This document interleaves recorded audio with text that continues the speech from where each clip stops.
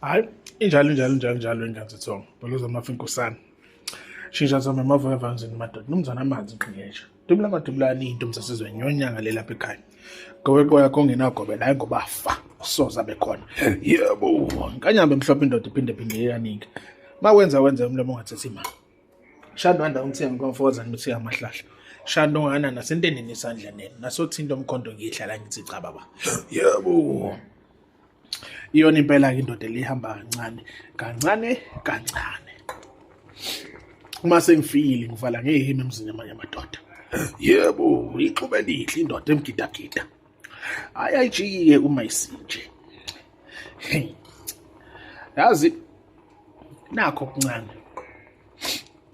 Bizi nje ngiyayiphekela la. Ngifikela ukuthi awuke ukhanyisela abantu ngalokho.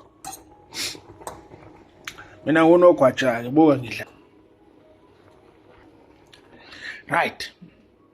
So when we look at izinto, K-sharp, there are people umuntu onede bhekene naye. I've said this many times.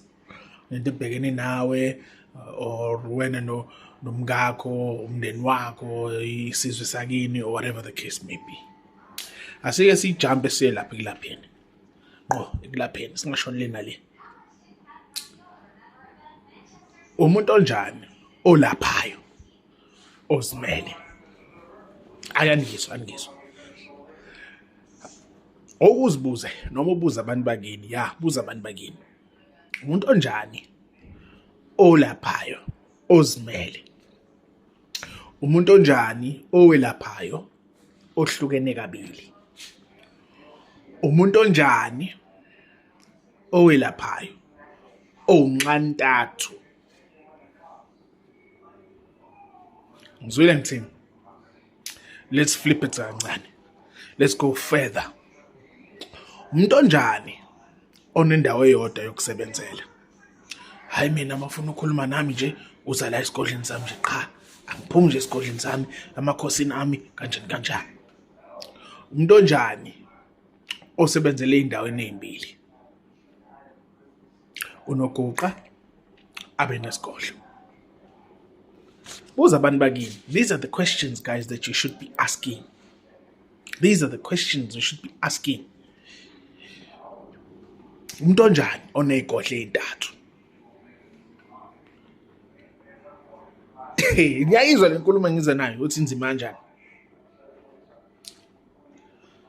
Guys, it's important to understand lezi zinto. Ngeke ube yona yonke into. Kepha know who you are. Mina ngenwa kimi nangebhadi.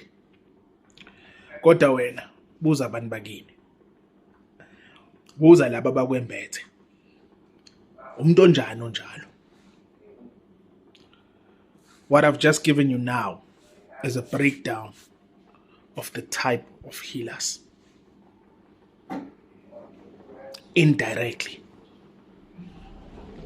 Hayi njalo, ayijiki mayisinje. Cha.